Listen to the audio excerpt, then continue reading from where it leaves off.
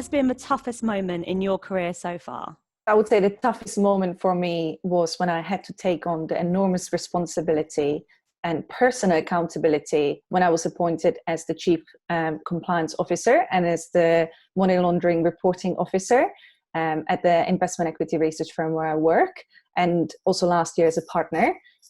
It might take several years for other professionals in the financial services industry to work themselves up to this position. And I took this responsibility on only at the age of 24. And I've been working at the firm for the past 3 years, and it has been a very fast growing company, and it's very exciting.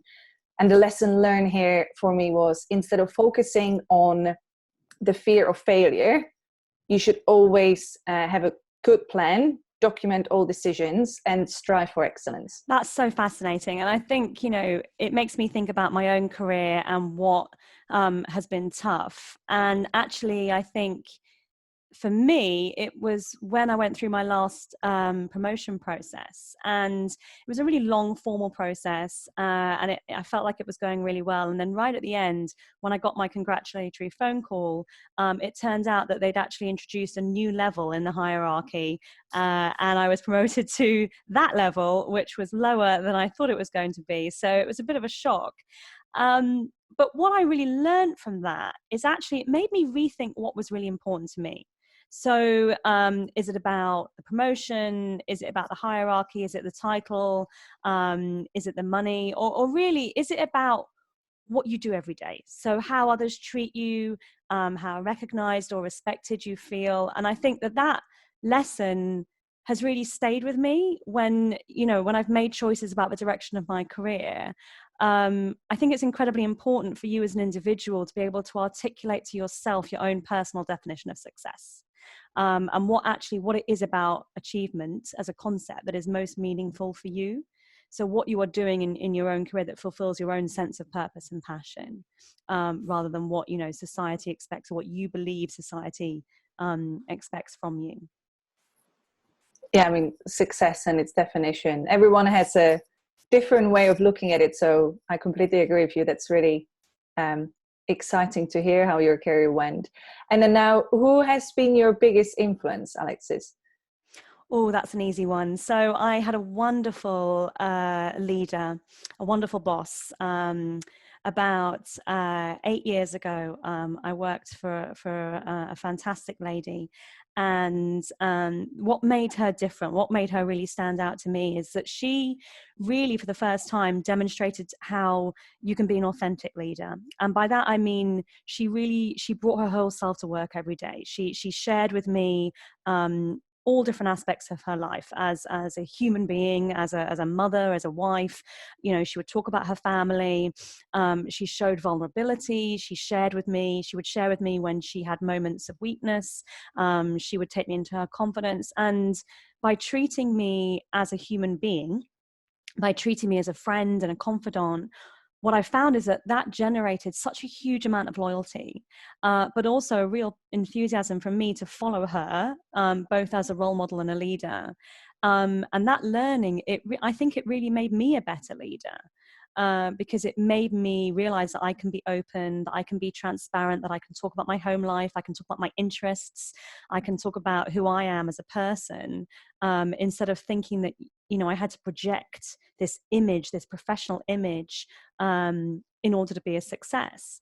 And what I learned was actually the best way to be a success is to be authentic and to be you in the most fullest sense. And I think that when you do that, you make so much stronger connections, and you really have the ability to inspire others to follow you when you are behaving in that way.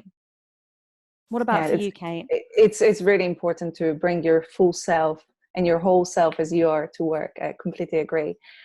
So for me, apart from my parents, it's my mentor, and he has been mentoring me for the past 2 years. He has been my rock, and I would even call him a true agent of change. He generally believes in fairness, gender equality, and also he has been really supporting me with all the different leadership skills, and he supports other female leaders in the current industry. And I sometimes feel like I even would see myself as a growing lotus flower, and he's the critical advisor who helps me to see through the mud. I love that. I love I love that description. That's amazing. Let me ask you something. So, the Channel 4 CEO, Alex Mahan, she's a former 35 under 35er, and she said that the simple idea that opportunity is available to all women is a lie. What do you think of that? I agree, but I think we need to create opportunity ourselves. In theory, since I have a legal background, the law should create equal opportunities. But Marx would have said that the law is just the superstructure that powers relationships, and the society imposes the rules and keeps those power relationships in place. And what I found quite different was the practice. And as an empowered and confident woman, I'm aware that I do actively need to create these opportunities. And by working hard, having a positive mindset, and also believing that the impossible is possible, and you can turn this into your advantage. So I originally come from the Czech Republic and from a middle-class family. And I always had a dream of studying at Oxford and working in London, which seemed almost impossible at first.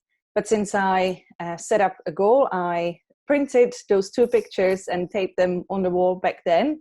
I continued, worked really hard, and after several years, I achieved my dream and I created this opportunity for myself. So I'm really, really, I believe that the opportunity could also come from your own success. So what about you, Alexis? What's your view of this statement?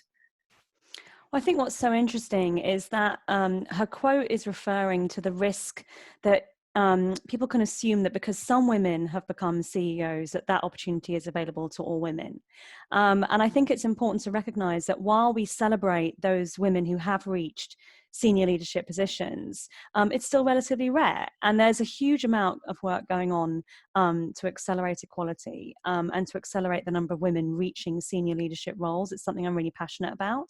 But we still have such a long way to go. You know, we still have a gender pay gap, which increased last year. We're still having to see companies actively setting targets and putting in place, you know, countless initiatives at all stages of the employee life cycle in order to make progress. And I think the reality is that even with all of our best efforts to provide equal opportunity on a daily basis in the workplace, there is still so much difference, particularly for working mothers, actually. I'm not a working mother yet myself, but the effort and the cost required to combine parenthood with a career. I mean, I think we're really seeing that at the moment in the current crisis, you know, with the school closures, what the impacts are on working parents. But I am really hopeful that actually things like shared parental leave will really start to become a game changer in this space. And I think actually one of the most exciting, you know, points of light in the current situation is that we could be seeing a real change in people's perceptions to virtual working and to flexible working and to how people approach their working day in their lives. So there could be some real glimmers of hope coming out of what is, you know, a quite horrible and frightening situation. Let's see what the future brings. In the Hampton Alexander review, there were some shocking excuses for why there aren't many women on boards, including they don't fit in, they don't want the hassle. What do you think, Alexis? Is there any truth in that? I think those excuses are shocking, and I think they fall into the same basket as, you know, women don't want to do tech, I think there are plenty of women who would jump at the opportunity to be on a board if the opportunity was made available to them. And I think the reality is we still have too many companies who have this one and done approach to diversity, and their way that they approach looking at the makeup of their boards. And when you look at the companies who have made a step change, actually, in the diversity of their boards, they've been very purposeful. So widening the criteria, looking for candidates in more diverse areas from complementary industries and taking a different approach, building a pipeline proactively, to looking at succession planning. And actually, you know, when you take those positive actions and you really think about it in a more creative and innovative way, the women are there. So, 35 of the companies who were challenged by the Hampton Alexander Review last year on their board membership added at least one more woman. So, I think that's evidence in itself that when you have purpose and you have, you set it as a real objective, and you really believe in what you're doing, then you can actually create change. I completely agree. And I would say that some boards even assess on predefined criteria, which are outdated. And there is a lot of research that shows that unconscious bias drives those decisions. And the average perception of a successful leader might be a tall, white male around 50.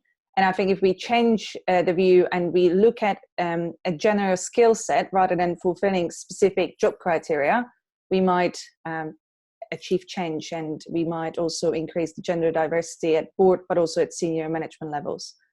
Absolutely, Kate. So tell me, what's the one practical tip or real leadership lesson that you would share with other ambitious women like yourself? I would say unleash today and be yourself. Don't change so people like you. The right people will appreciate and uplift and celebrate the real you. And that's the reason why Sarah Wagner and I decided to write our first book, which will be the graduation gift for the next generation of ambitious women. So we are two female millennials under 30, and we think it's important to share our fresh personal stories and lessons learned on how to be yourself at the workplace and unleash today. So for instance, we help and we share different stories on how to develop confidence, how to create the best first impression, aim for excellence rather than perfection, that I'm still an offender of, and trying to also continuously grow and network as an ambitious woman across different industries. And Alexis, what's your practical leadership lesson that you would like to share? I think the most important thing for me when I talk to younger women is around building your village. So for me, it's around creating that network around you of mentors and sponsors, and also peers who you can really learn from, who you can bounce ideas off, who you can share your experience with. And you can still do that virtually. So, I've been running a European team for the last 6 years and working a lot with teams in the US, people who I've never met. And I've worked a lot of my time has been working virtually, and I've had that challenge of creating networks in a virtual environment, and you can do it. And there is so much to be said for actually remembering that even though you might not have met that person physically, and you may never have been in the same room as them, you can still connect to them as an individual and on a human basis. There are so many different tips and techniques. I mean, we could talk for an hour about that on how to connect virtually and how to maintain your networks. But my one practical tip at the moment would be, don't forget to do that right now. And you can still spend time cultivating your networks and thinking about who you're going to connect with. Who are you going to just say hello to today? Who are you going to just check in on? And really think about who those people are that are going to give you that next step up in the future and be there for you.